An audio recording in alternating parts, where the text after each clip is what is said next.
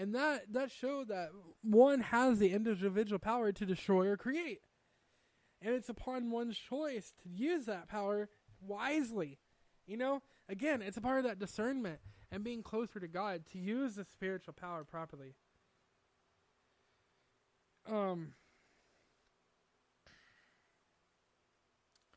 Yeah,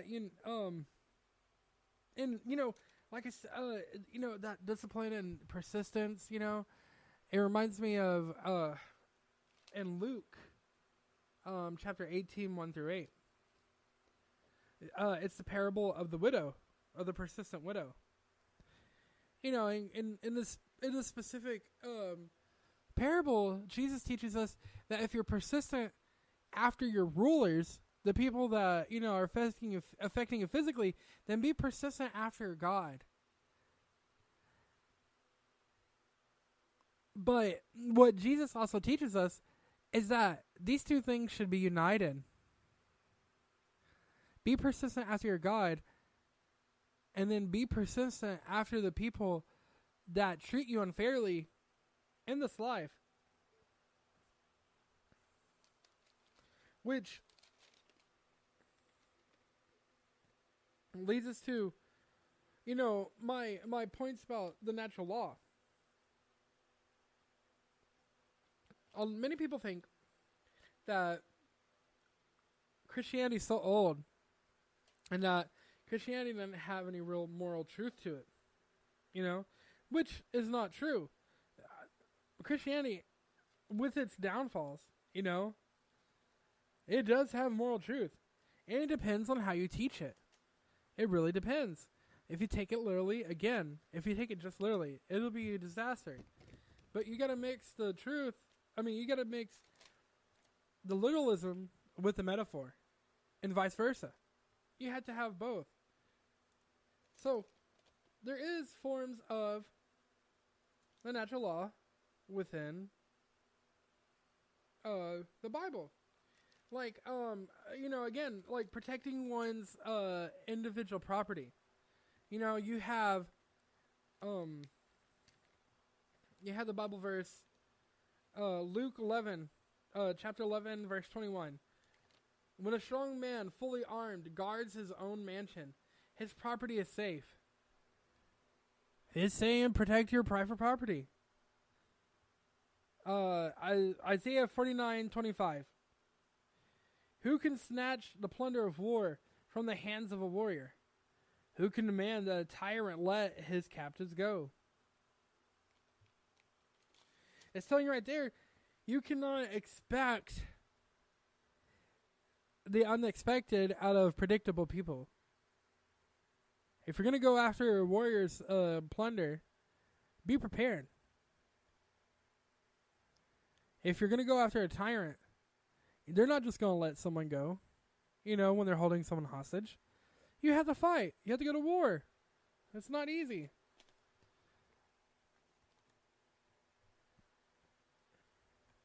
And that's just the truth. Like the situation that we're in right now, with the whole world being taken over by 0.001% of the population, because they hold almost all the economic power, because they own almost all the banks in the world. That's this is what I was talking about, rising up in injustice, because they think, I'm sorry, Christian leaders try to teach that Christianity is only pacifism, which is not true. Christianity, through the Christ consciousness, is true recognition of the natural law. Christ does not want you to just stand back and, let tyranny go on forever. No, like I just read here, do you expect a tyrant to let captives go? You're going to have to fight for it.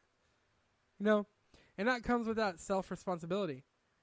I've shown plenty, throughout this podcast, plenty of points where Christianity points out they have to be self-responsible and be responsible for one's, especially when it comes to salvation. But when it talks about salvation, it's not talking about like, just your spiritual salvation.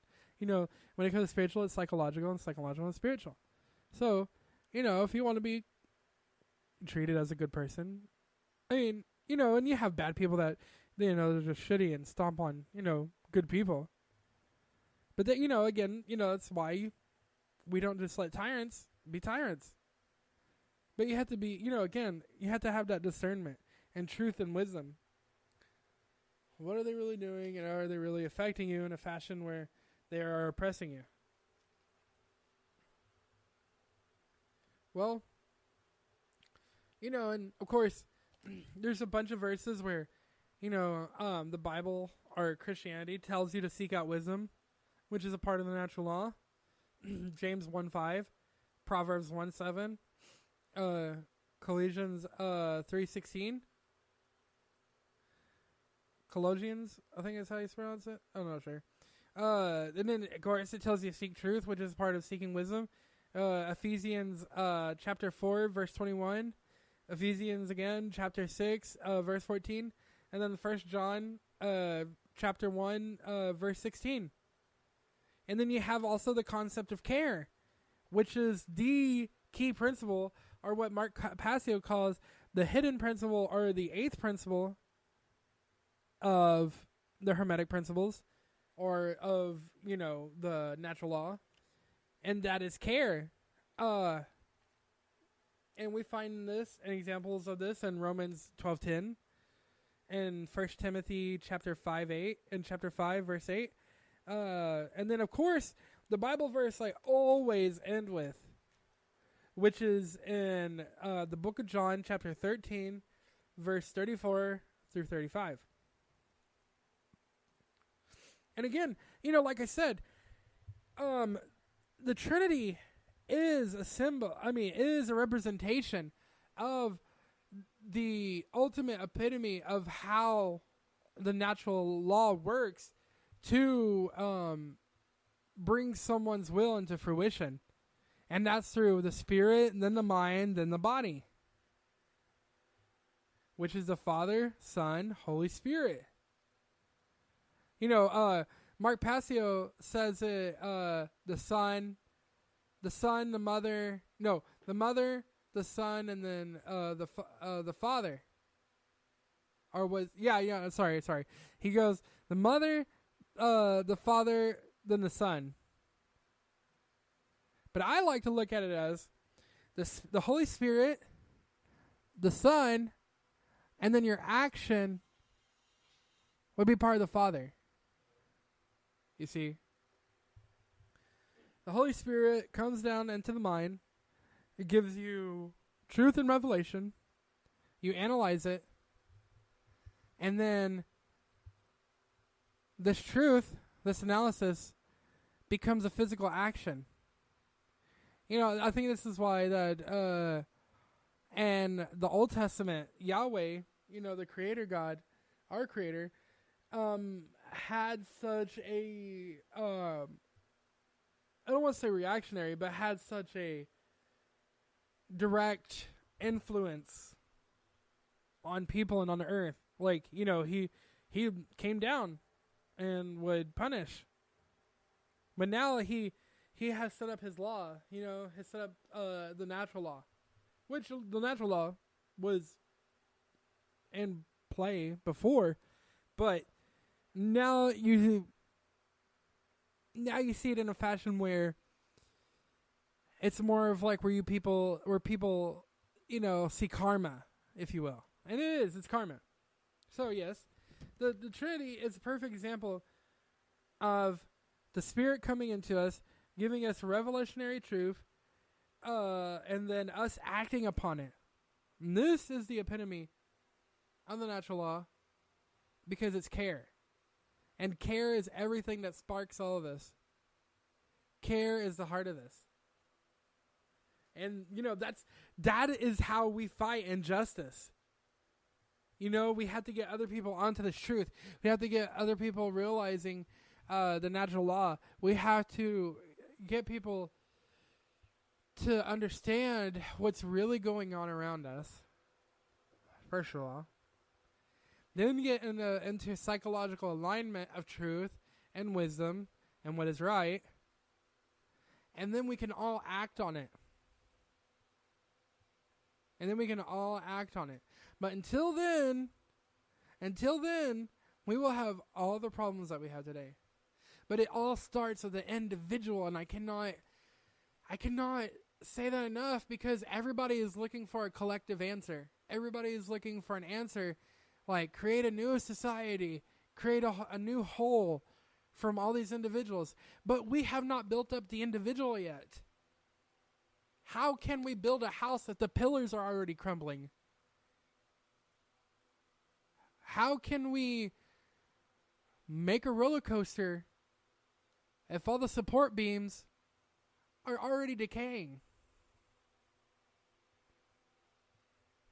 That is the scent of the decomposition of God that Nietzsche is talking about. The foul scent of complacency. The foul scent of people just not caring. The foul scent of us becoming heathens and not caring. That's what it really means to be a heathen. To not care. You can be what people call a heathen, like what some people think is a heathen biblically. Like some people think that the pagans are all heathens. That's not true. There are some heathens that hold more Christ consciousness than some Christians. And that's really sad.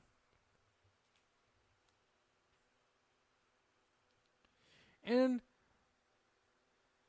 that's the whole point, is that we all need to come to care. We all need to start realizing that we are in this together, and that we need to look at ourselves individually and ask ourselves,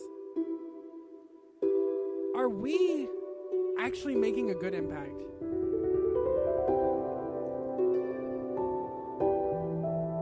Remember, guys, you can find me on Twitter at vcormag. You can also find me on Tumblr at Magiordo in ecclesiapiecriste.tumblr.com. I'll spell it out for you. That's MAGIECCLESIAPIECHRISTE.tumblr.com. And remember, Christ commanded unto us. Christ commanded unto us, love me as I have loved you. Love each other. Be good to one another. Don't hate. There's no point in it. Good night, guys. And please like and share.